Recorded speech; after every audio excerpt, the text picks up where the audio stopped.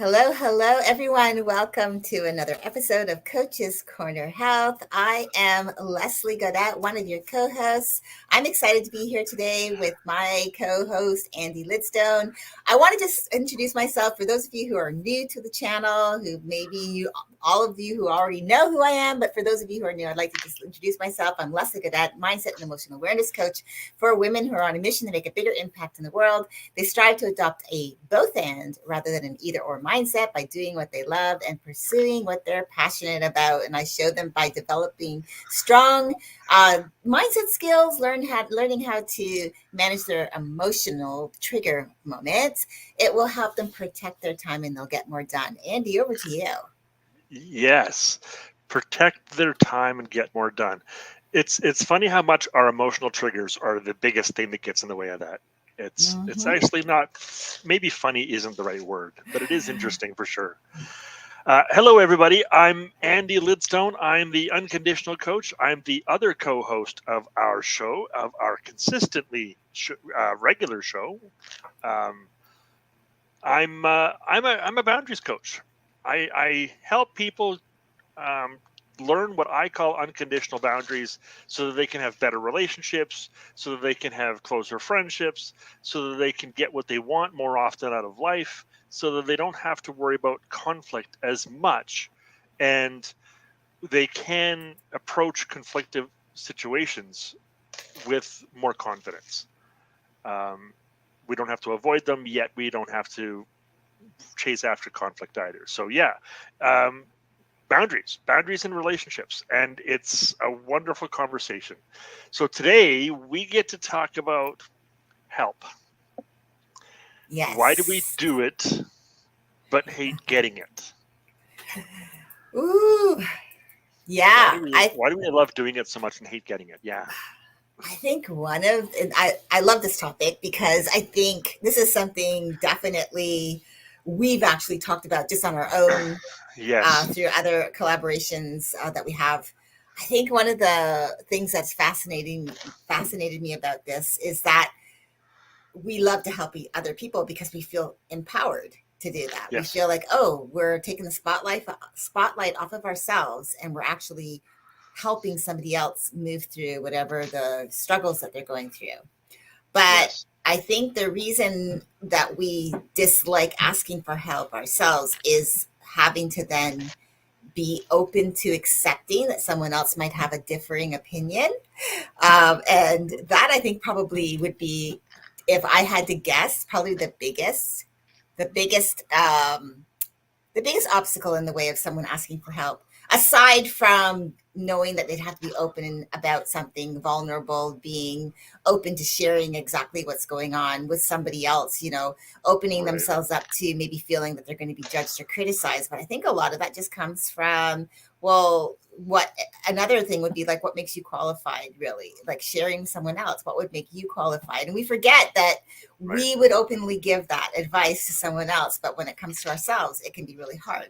Plus, I think the other thing is, and you and I have talked about this, is we don't want to feel like we're bothering anybody. In fact, I had this conversation with my client recently, yesterday, Yes. Yes. and she said she'd been going through some things. And I said, well, we have an open channel that we use. I've given you access to me, Monday through Friday in between calls. Uh, so I want you to utilize that. And she said she didn't want to feel bothersome. She didn't want to feel whiny. And I said, sometimes you just need that shoulder to lean on, that ear to hear what you feel. So you feel seen, heard, and understood. I said, so Yes. use it away. That's what I'm here for. So yeah, that's my thoughts on it. You, what do you think? Yeah. It is a lot about that. It is. I think it's quite simply put to really put a cap on what you said. It is the difference between feeling empowered when we're helping somebody and feeling vulnerable when we're asking for help. And given the choice, I think every one of us would rather feel empowered rather than vulnerable. I really like those two words because that sums it up in a nutshell. And that's the hard part, is what we don't realize is that in order to help somebody, we have to be vulnerable. In order to help somebody, we have to take the chance that our help might not help, that our help might be harmful, that they might not want our help. It might not be appreciated. It might harm our relationship. It might harm their relationship with other people. It might harm themselves. We have to, in order to help other people, we feel empowered. What we forget is we have to be vulnerable to help other people. So while we're empowered, it's that vulnerability that helps us to feel empowered. And what we also forget is that when we're asking for help, although it feels vulnerable, we have to use the empowering actions, the empowering feelings, and the empowering thoughts of actually asking, of actually reaching out, because it is very empowering to know that when I ask, somebody's on the other side to say yes. Yeah. Right? It's vulnerable. So what we forget is that vulnerability and empowerment are on both sides of the equation in both scenarios. We forget that sometimes because it does feel more empowering to give help than it does to ask. And for those of us who've gone through this work, you and I and many others, we actually feel vulnerable offering help. When I'm the coach sitting in the coaching chair and somebody calls me up, I'm feeling vulnerable, although I'm also feeling empowered, but I'm also feeling vulnerable because I have to be. I'm okay. I decide to be okay with not getting it right all the time. With sometimes the things that I do or the things that I say aren't always the right answer, but that's the great part about being a coach. It doesn't have to be the right answer. It's not our job to come up with the answer. But still, I sometimes do that wrong. Sometimes I give them the answer, and it's the wrong answer. That's actually something that I dealt with a lot early on as a coach. And when I ask for help, when I go to, like, I recently reached out to another coach friend of mine.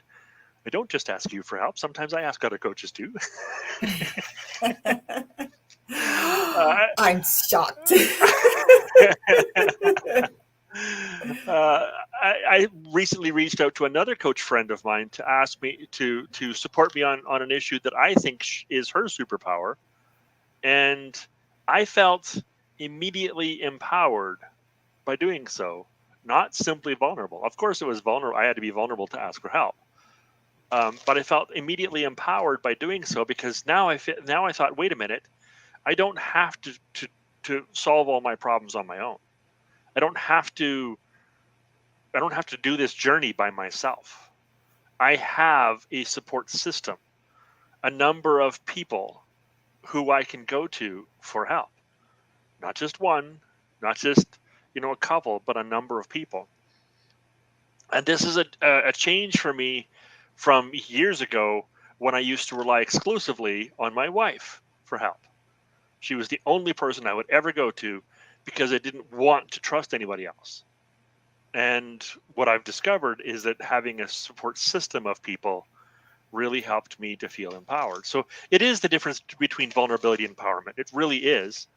And I think we forget that there is both of those on both sides of the equation. I think we don't really feel that as much as we could have. Yeah. You touched on something that I wanted to just kind of dive into a little bit about the coaching aspect of asking and giving, asking for help and so to receive it, but also giving that help. And I think part of what I believe is uh, something I don't know if a lot of people really pay attention to when they are in the middle of a conversation with someone and they have the opportunity. I really believe it becomes a responsibility, but I think it's the opportunity to listen because sometimes that is the helping part. Yes. Uh, and I think to take it a step further, well, we understand as coaches that in order to take it a step further, we also need to create that we understand the boundary, which is ask permission if I can give you my feedback. Because I think a lot of the time, like you said, it's not necessarily the feedback that they're looking for is not always necessarily that they need you to give them the advice, but it's just really just to be heard. They need someone to listen. Yeah. and bounce off their ideas. I'm actually one of those types of people where, I'm going through something. I'm in the middle of making a decision. I'm not necessarily looking for other people to tell me what to do. I'm looking to really have that sounding board to say, hey, this is what I'm thinking. This is what I'm feeling. This is what I want to do. I've got these doubts. This is the opportunity and what it could be for me. This is what my thoughts are on doing it. And it's really just about having that sounding board to hear myself out loud speak those words. I think it's a responsibility, though, not just as a coach, but just as a human to human, friend to friend, wife to husband, whatever that is, like that dynamic of a conversation. If you're asking for someone is, going through something, is really first asking permission. How can I support you? Secondly, is can I give you my feedback? I think it's a two-parter, because first, I think first and foremost, that person has to feel empowered to speak up, but also trust you for them to be vulnerable and sharing their story. Yeah. And I think that's where I think there's a disconnect in a lot of places where people have, maybe even in the relationships of the people that you work with, there's that, oh, well, this is what I want this person to be like. But Yeah. it's, and I'm telling this person this is what I want, rather than asking, okay, well, you're coming to me with your thoughts, you're coming to me with how you feel. So can I give you my feedback? And Right. then having that dialogue, but allowing them to feel empowered to come to you, vulnerable, I mean, so that they can trust you, so they can share, and then go from there, and you can decide. But I think I think it's learning how to communicate. I mean, after all, this is the question, is learning how to communicate is really the answer, like, because that's the part which I think troubles us so much. We love to help and we hate to ask for help at the same time, because that there's that communication piece that Yeah. is, I think, eludes a lot of people. It's Right. not an easy thing knowing how to communicate with another human being, because you're not in their head with them and they're not in yours.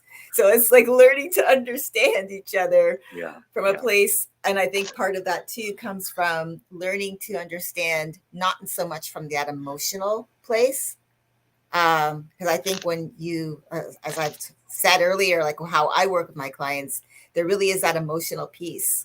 And when you're responding or asking from that emotional place, it it it can feel that you're empowered, but it also might make you feel more vulnerable than you want to, and you might not actually empower the person you're helping to give you the best, to hold the space for you in the best way possible for you, when it's coming from a really deeply emotional place.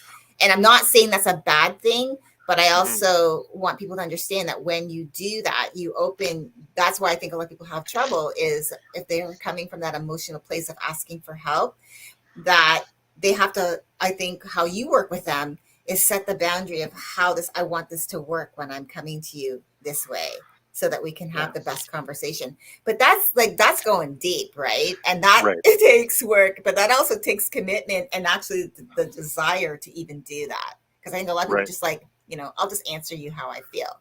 I mean, you've Right. heard this too, right? I'm Yep. sure people say to you, oh, well, I would never be with a man like that, or I'd never be with a woman like that, or I would never allow someone in relationships to treat me this way. But and they're responding to someone who's come to them with a dilemma around a relationship issue. Right. And Right. so that's, I think, where you probably step in and go, okay, well, let's look at the framework of that first, right? Right. So Right. anyhow, I know I'm going off a little bit, but I just it's fascinating to me. That's why I just love this topic. Yeah, me too, me too. And to what you were saying a second ago, yeah, clients come to me and say, I would never tolerate that from somebody else, and I would never tolerate what my friend or my family member or my, Hmm. whatever is going through. I would never tolerate that. They also come to me and say, I just won't let them. I won't. I'm done. I won't tolerate this particular activity. I will not tolerate. And I'm go and I have a client who recently got married, like in the last 2 3 weeks, And he's still saying, I won't tolerate from her, blah, blah, blah, blah, blah. And I'm like, you won't tolerate something that from somebody you just got married to? Like, so why did you get married exactly? Without having worked all this stuff out first? Right? And I said, you realize that I won't tolerate is the exact statement that's going to put a huge gap between you and her. It's going to create a chasm in your relationship because that's a barrier. That's a demand. I will not tolerate it is a demand. Oh, and by the way, she sometimes thinks he's controlling. And I said, do you understand why? No, because I'm not controlling. I said, but I won't tolerate is not controlling? Because it sure sounds like it to me. And that's the key, right? Is he doesn't want to be vulnerable enough to ask her for her thoughts, for vulnerability, for what she wants, for what he wants. Because, and most of us have this experience, because we were vulnerable at some point in the past, we asked for help at some point in the past, and what we got was the complete opposite of the kind of help we were looking for. And it often starts out when we were kids. You know, I was bullied when I was a kid, and I went to my parents and told them I was bullied, and instead of, comforting me and consoling me or helping me, resolve the conflict with this other kid or with somebody else, or, maybe talking to their parents and my parents and their parents sitting down and resolving the conflict so that us kids could, rather than doing anything that like that, which is what I wanted them to do, they taught me how to fight. Or they told me to suck it up, or they told me to walk away, or they told me to solve the problem when I'm the kid who doesn't know how to solve the problem. Right? And therefore we discovered that it's not okay to be vulnerable. And this happens through adulthood, it happens in childhood, it happens all the way through life. So we eventually get this idea that it's not okay to be vulnerable. It's not okay to ask for help because we're not going to get what we want. We're going to get some crappy advice that makes things worse. And what we learn as coaches, as we're going through this work, first of all, for ourselves, and second of all, for our clients, is it's some of those experiences that are causing us to not feel safe, to not trust the other side of the conversation. However, because of those traumas, we have this clear understanding of how to help somebody. So when somebody comes to me and wants some advice on, what do I do when I'm being bullied, I have the answer because my parents told me the wrong thing, so now I can tell you the right thing. But actually, that's probably not the right thing either. Or even if it is, how do you know it's the best thing for them? Because maybe the experience they're having isn't the same as the experience you had. We don't know. And unless you take Leslie's advice and sit back, shut up, and listen, and that second part, that shut up part, that's the most important part. And by shut up, by be quiet, by listen, I don't mean don't say anything. What I mean when I say listen, shut up and listen, is only respond to show them you're listening. Only respond, only participate in the conversation to help you understand what they're saying. Is this what you're saying? Oh, I think this is what you're saying. Oh, I understand that. Oh, I feel what you're feeling. Oh, things like that, just to enhance your understanding of the conversation. And putting those in is important. Because if you don't, you're still not listening. They don't feel like you're listening if you say nothing at all. And if you respond, if you only listen to respond, if you only listen for the parts that you can respond to, then you're also not listening. So it's about proving that you're listening. It's about giving evidence that you're listening. It's about trying to ask for clarification so that you can listen and understand. And then it's about just giving them what they want. Like you said, ask for permission. Do you want my feedback? Do you want my participation? Do you want to just, do you want me just to be here for you? Because I can be. And it is much more about connecting with somebody. Oftentimes, and you and I've discovered this too, a lot. As a matter of fact, we discover it multiple times every week almost. Just the very act of connecting, of getting on a call together, of talking about whatever's going on, just that very act of connecting with somebody that I trust is enough to change my outlook on life, my mindset, my mood, my, just the very act of you and I having a conversation together helps to improve my day, and, most of our conversations turn out a lot like this one. Mm-hmm. Right? There's nothing extra going on. There's nothing, hidden behind the scenes stuff. There's no, this is it. This is what we do. And this is what improves lives. It's the listening to each other. It's the asking for help when we want it, when there's something that I could do better. And it's offering to help when there's something that I see you want.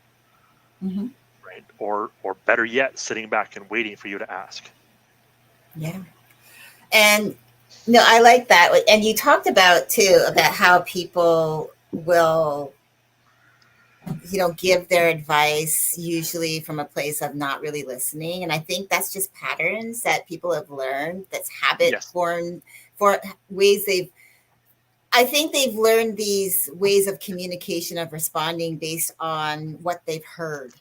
A lot of the time when people feel very confident to respond to someone else, like I would not, someone just broke up or someone's boyfriend did this or someone's girlfriend or wife or husband did this. Oh, I wouldn't put up with that. And absolutely, you may not. But that doesn't mean that that person you're speaking to is asking for you to say what you wouldn't put up with. What they're Right. asking for you to do is just to listen, and then that's your cue to say that again, like what you were saying, going through those prompts of asking, is this how I'm understanding what you're thinking, what you're feeling, Right. what you're saying? Can I give you my input? This is based on my own thoughts. Doesn't mean that it has to be what you do, but let's have a conversation. You're right. You and I have had these conversations where we both come to the call and we both have had like maybe a really crappy day or a crappy week, but we find a way to be on the same wavelength and we help each other through the conversation to feel better about whatever is happening. Right. Whether we only talk about one person in the conversation, what they're going through, and the other doesn't share, doesn't mean that the other doesn't you know benefit from the call, because we Exactly. we do. Either way, we both benefit regardless of whose share it is and what we're talking about. Yeah. I really feel the biggest thing is trust. Being vulnerable is, it will come easier to you when you trust the person that you're being open and vulnerable with. I think trust also is something. I think mistrust is learned more than trust. I Yeah. think people are taught to not trust other people, to not trust other environments, to not trust anyone outside their family dynamic. Do not trust people with your personal information. Don't tell anybody about what you do, how you live, where you live, anything about you, because it can be used against you. And so I think people are taught not to trust each other. Yeah. That's just based on my own experience. It doesn't mean that it's true for Yeah. everyone, but for me, Yeah. that's what I've pretty much learned growing up. So, how do you go from that person that I said I was to being able to help people the way I do? Well, it's learning to be open and vulnerable, especially when I don't have a clue if I can trust, especially 100% everything that's going to happen in response to me being open and vulnerable. And I Yeah. do that a lot on live feeds when I do my live streams. But I also have learned that through being open and vulnerable, especially in group settings, it's been so liberating for me. It's just allowed me to get it off my chest. And Yeah. I've come to understand that if you have an opinion about it, well, that's your opinion. It doesn't make it right. It just means that you maybe don't get it, what I'm trying to say, and that's okay. It's not about necessarily when we share about our lives that we have everybody in the world has to understand everything that we are, who we are, what we stand for. That isn't necessarily always the case, because we, as hard as we try to make people like us or understand us or even love us, there's going to be those groups of people that are just not going to get you. They're not Yeah. going to get the Leslie person or the Andy person. They're not going to get Yeah. the personality. They're not going to get what we stand for or what we're doing here on this social media channel. Yeah. Um, but that's okay, because there are going to be those other people that are like us, that are going to get it, that are going to understand that we're the voice that we are saying right now, helping all of the people who are listening.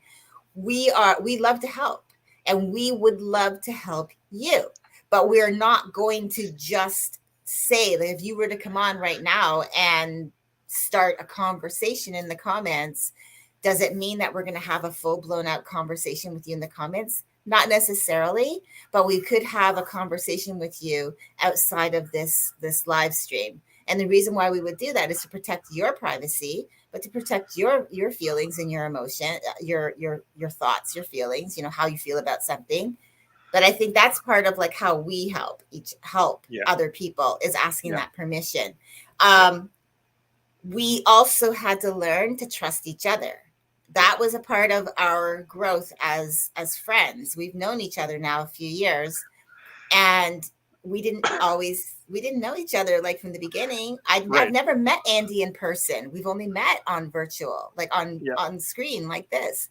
But Yeah. we learned to trust each other, and we learned to ask each other for help, because we learned to prompt each other that it was okay to do Yes. that. We had to remind each other of that, because we got to know, like, and trust each other. So that's partly, I think, of what I'm trying to say here, is building that connection will Yeah. be is really important, which will be that bridge to then being that person that someone would feel empowered enough to be vulnerable, because they trust you, that you would hold that space for them, and they understand that you wouldn't just give freely your advice, but you would hold that space for them, asking for that permission and helping them find their own answers, because it's not about us when it comes to answering a question.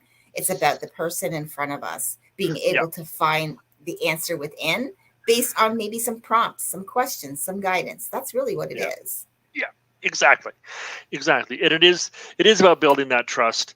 And like you said, not everybody's going to trust us, and we don't necessarily trust everyone.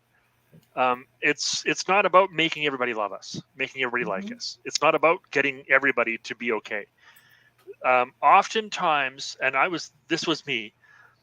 Oftentimes, I get into that, or we get into that mindset of, I need everybody to like me, because we've gone through at least poor parts of our life, usually our childhood or some parts of our childhood, with little to nobody liking us, Mm-hmm. to with not enough social connection.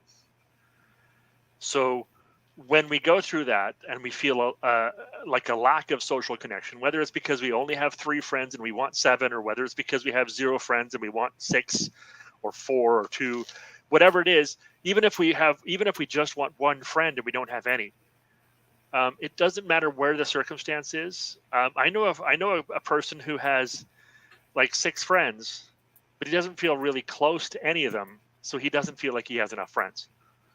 Um, so he still goes through the same stage of we want everybody to like us, and the the problem with that is, when we want everybody to like us, we don't allow the selection process that you were talking about. As far as, some people shouldn't, like, Mm-hmm.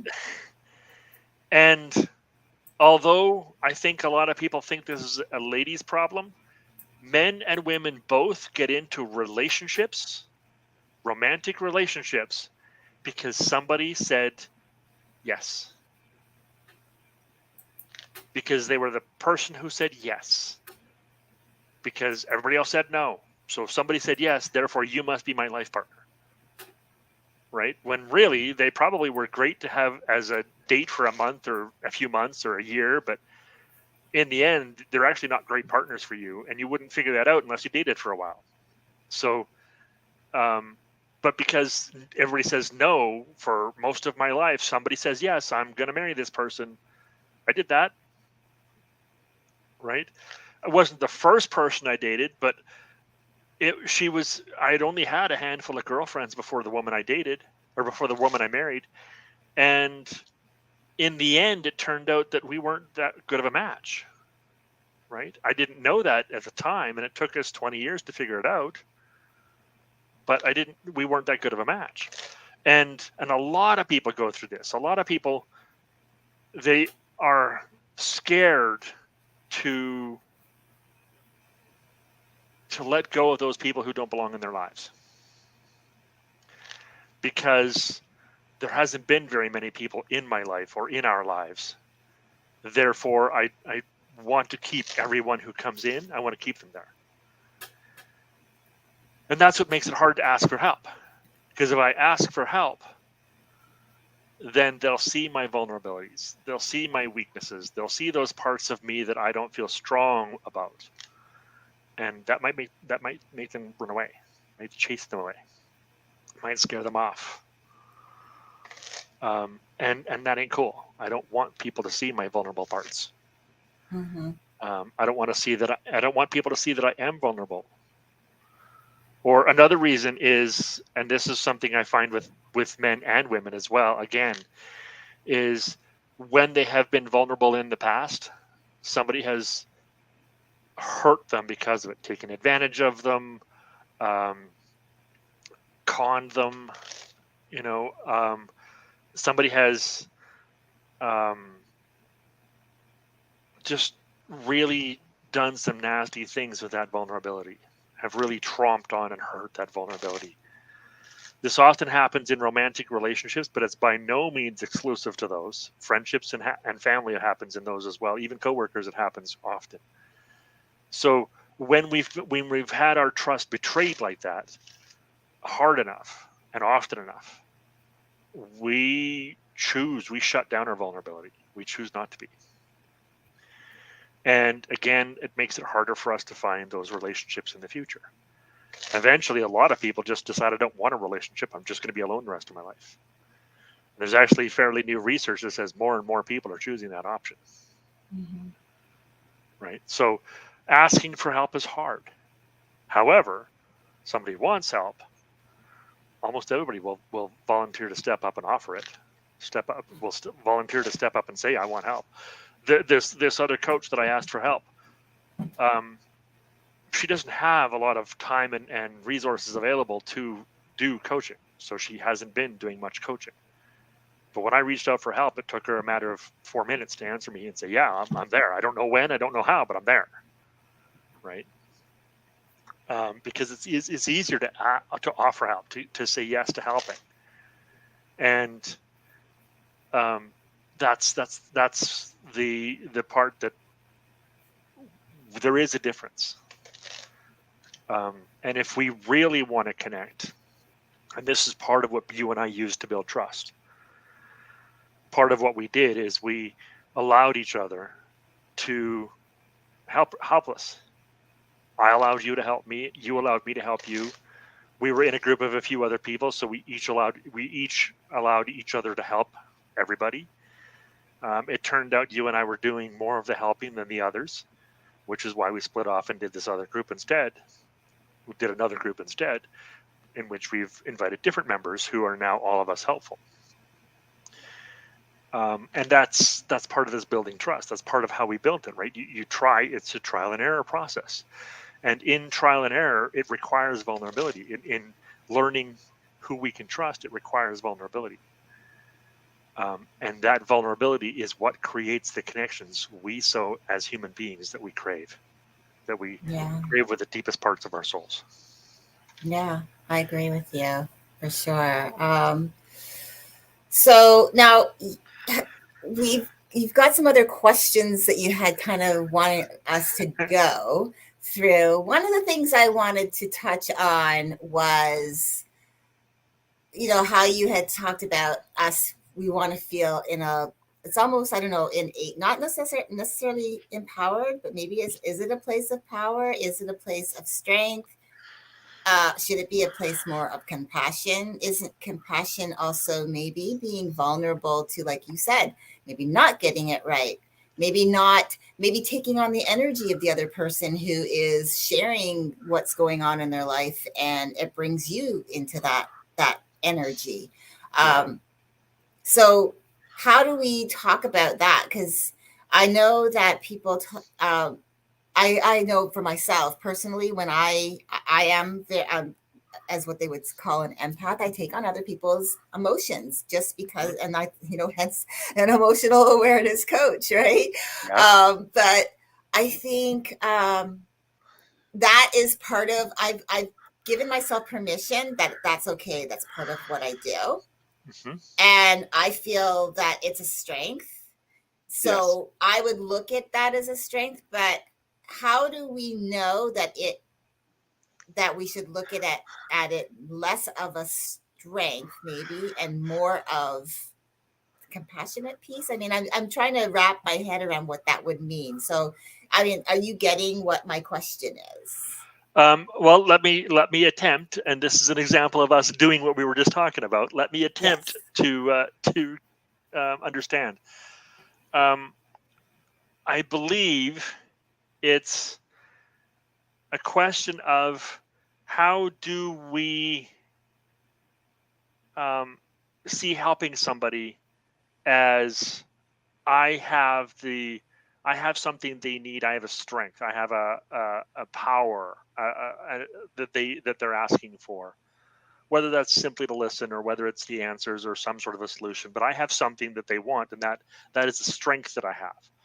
But how do I make that into a compassion? How do I make that into I want to connect with you rather than solve your problem?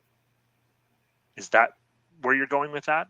I think that's really what I was trying to articulate, because I know it can be really hard to, I think, hold that place for people sometimes because they don't want to hear what you have to say.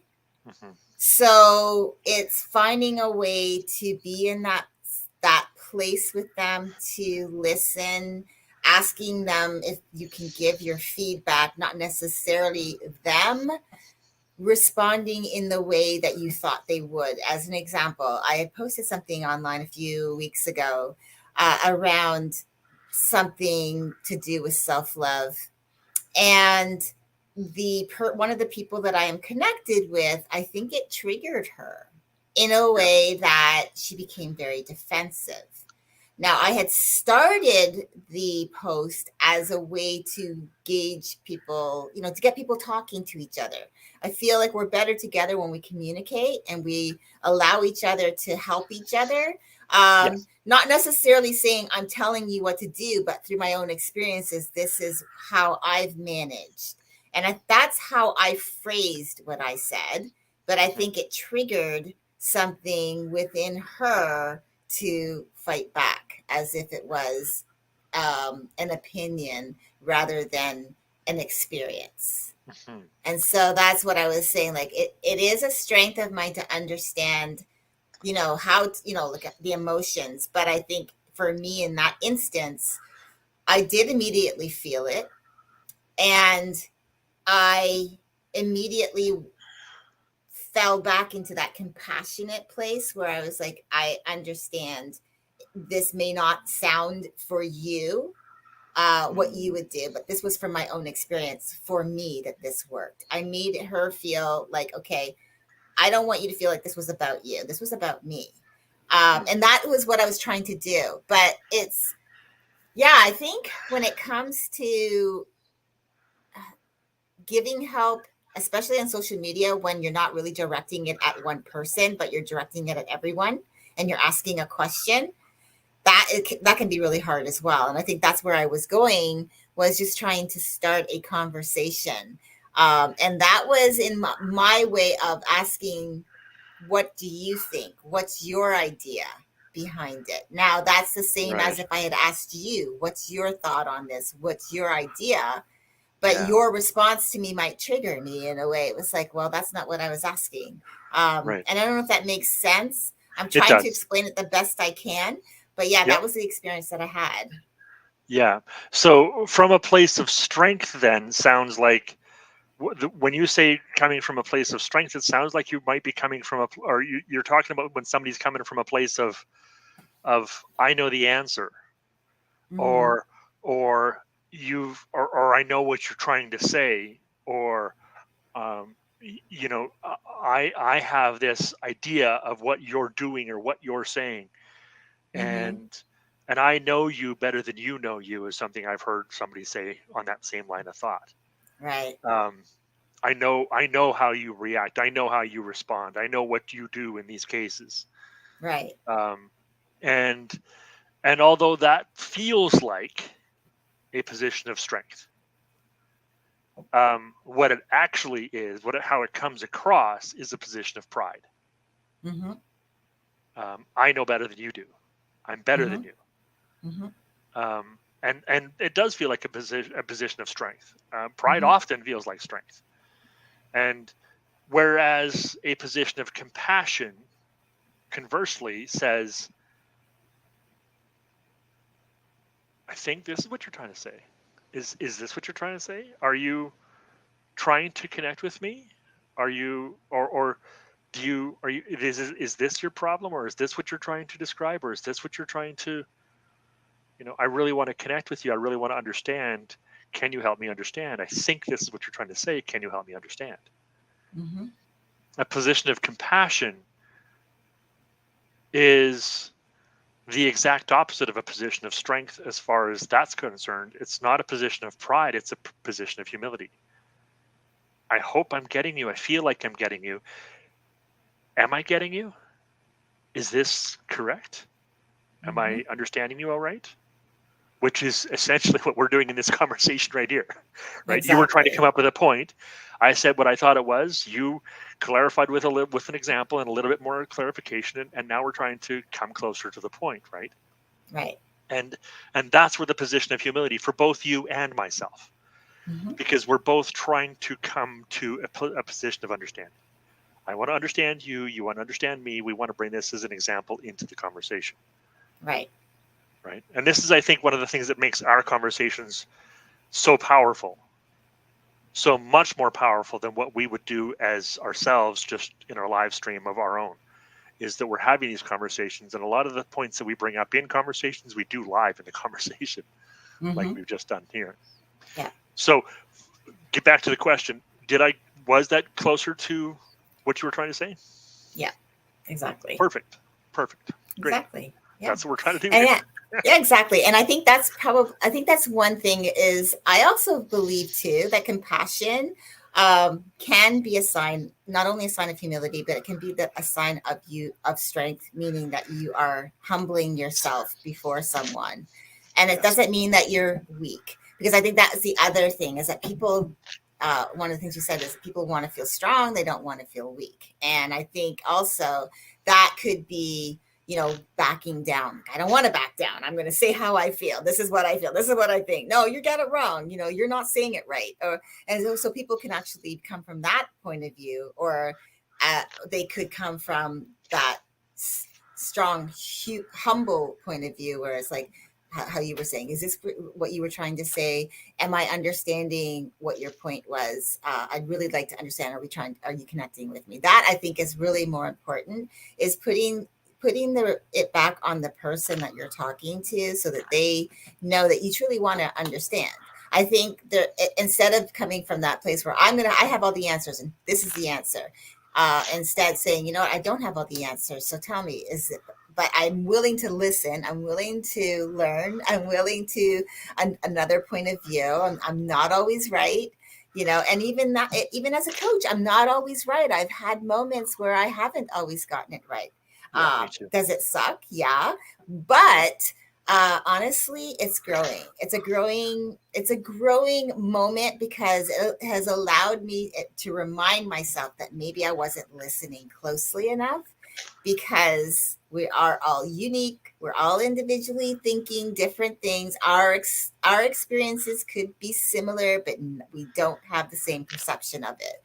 That's right. So, right. And so, again, it's really, I've learned to, I've grown from those experiences. I've learned from that. I've learned from even just like social media, posts and comments and discussions, you know, to really take, even especially with posts, is really actually taking time to reflect on someone's answer, because you don't get the emotion behind typewritten information. You don't know what that person's really thinking or what they feel. You don't know what their experiences have been around a specific topic that you Right. might have triggered them in some way. And so it's just, that's where I think I'm still learning through that, but I become, I think, more aware around it, and I become a better writer in my content, and being able to articulate what I'm thinking and feeling through my written content. But I also feel more comfortable anyways. I've always loved being live. This is like my favorite thing to do, is to be live. Whether I love talking with you, Andy, I do, but I also love just talking to the masses, just like Yeah. I'm talking to them. I'm in their living room and we're just having a huge old conversation, and Yeah. I just love doing that. Do I always Does it always come across as flawless? No, but No. that's okay, because I'm not looking for perfection. I'm looking for connection, Yeah. right? So, yeah, I've been really enjoying this. I think one of the questions that would come up for me would be, how in a romantic relationship, because you did touch on this, how someone has been burned in the past by being vulnerable. How does someone now, in because I know you've probably dealt with this question many times over, whether it's the women you've worked with, or are working with, or the men you've worked with or are working with, how does someone take the old and put it over here and not bring it into the relationship, so they can create a new dynamic, not based on the past, but based on the present, because that's where they got to release it. And I know you work with this a lot. So I want to leave that for you. Um, that's an easy answer because I've learned the answer. It's a really hard answer to understand until you've learned it. I don't help them put it aside. I help them to re-experience the past with a new understanding. So instead of setting aside what happened and not living in the past, which is what one of my clients continues to say, you can't change the past. You're right. I don't want to change the past. I don't want to change what happened. What I want to change is how you experienced it, your perception of it. What you believed was the cause and result of what happened. So that's what I do, is I help them re-experience what happened in the past. And the what happens then when we can re-experience what happens in the past. For example, that example of my parents telling me, just teaching me how to fight, or telling me to turn the other cheek or walk away, instead of actually helping me resolve the conflict. Mm-hmm. The judgment that I put on that is that my parents don't care, that they're just dumb, they're not going to be helpful, I should not ask for help anymore. And then when I started going through my personal development, I came up to a different conclusion. I decided to go re-experience that. And instead, what I told myself is that although that is exactly what they said, and although it was very unhelpful for me, what they were trying to do is give me the best tools they knew how to use. They didn't know, they couldn't promise that they were going to be useful. They couldn't promise that it was going to work. Couldn't promise that I was going to get the result I was looking for, but they didn't have a solution that would make that promise. So they did what they knew, the best they knew how to do. They didn't know how to do something better. They didn't have a better solution. And so what that told me is that how I re-experienced my memory is that, oh, I simply went to the wrong person for advice. Mm-hmm. I simply chose to ask for the wrong answer. If I want to be vulnerable, all I got to do is find somebody that I believe has the answer. Instead of going to always the same person that always is going to give me the answers I can't use, find somebody new to go to. That way I can be vulnerable to ask anybody and let them give me any answer. And all I have to do is decide if the answer was useful or not. And if it's not, find somebody else to ask. Right? So I re-experienced those memories. The memories themselves didn't change. What actually happened when I took their advice or didn't take their advice didn't change. None of the facts of the past changed. But what changed is what it meant, how I experienced it, how the emotional attachment I had to it. I changed those emotions. And what that did is it then changed every emotion from every reoccurrence of that same event. Every time I went to somebody that got bad advice, it changed all of those in my entire history. Just by reframing the one, it changed them all, which then allowed me to be vulnerable in the present. I didn't have to put aside what happened in the past. I simply changed how I experienced it, changed the experience.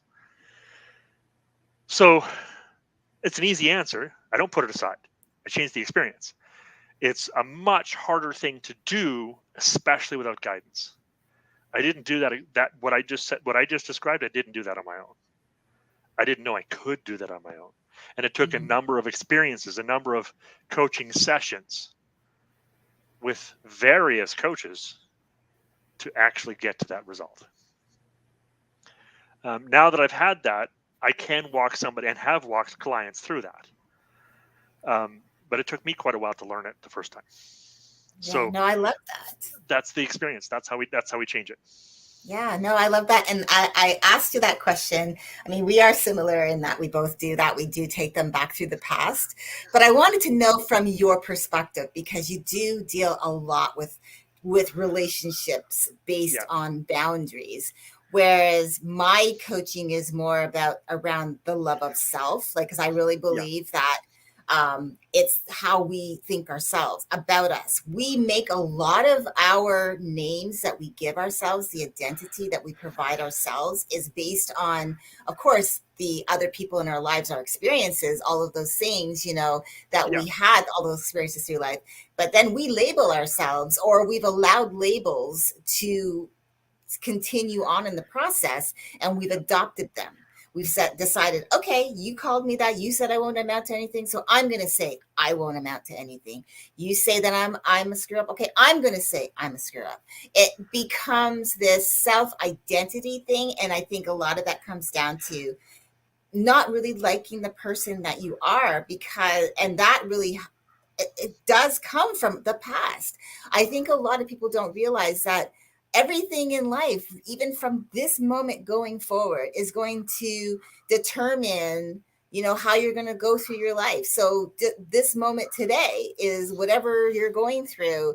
10 years from now, you could still be thinking the exact same way because you've allowed what happened today in an experience form your opinion, and you've allowed it to become an identity of yourself, and that's how you respond 10 years from now. So again, when we've talked about how some of our clients have said, well, I don't like how this person treats me, so I'm not going to put up with that kind of behavior. And then they limit themselves from actually experiencing that behavior in a different way where it does not determine how they react. Right. Instead, they determine how they react. Right. It doesn't.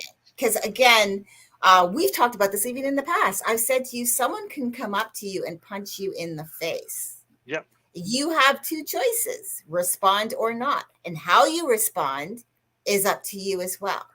Yes. They don't get that choice for you.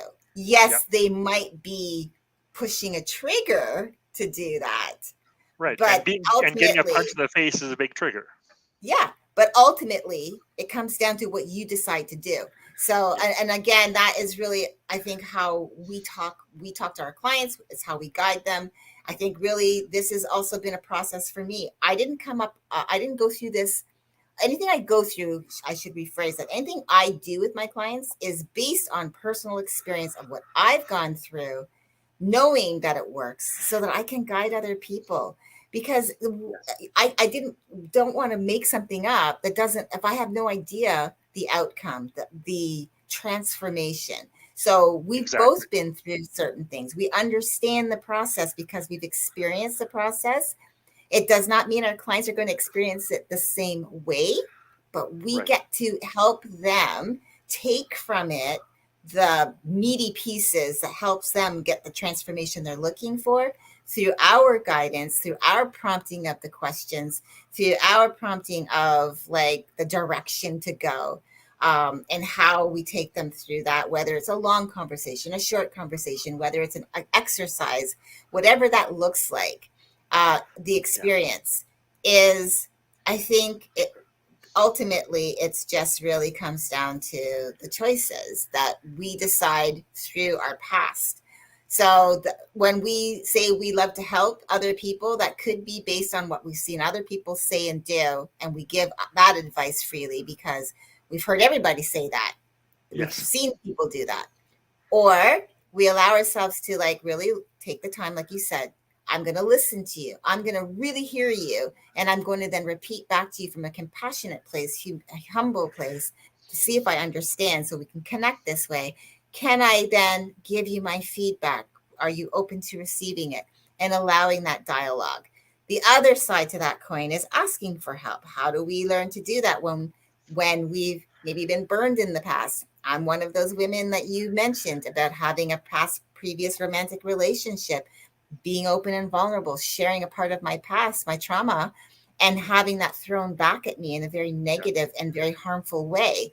Me too. That harmed me from being able to go out and trust people. And I had to relearn that. I had to reframe how I looked at that, how I looked at interactions with other people. So I could then no longer use my past to dictate what I do today and my future, but use my past to help other people Right. and allow myself to have the responses that I choose based on how I feel today, not from yesterday. So, Yeah. yeah.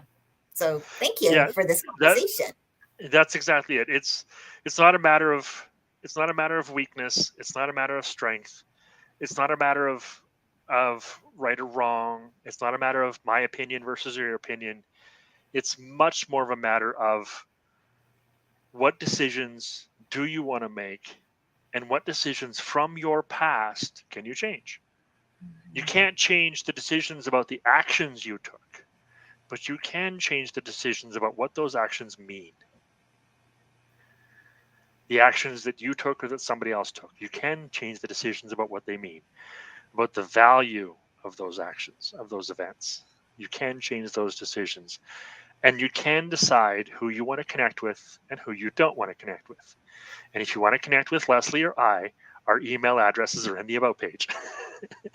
Yes, they How's are. that for a segue? I love it. I think that's important because you have to be able to have some kind of contact. If you want to reach out to us, please do so because we are more than happy to have a dialogue with you. You can put a Yes. comment in the chat if you have a question, if you want guidance, if you just have like an idea of something you're thinking about.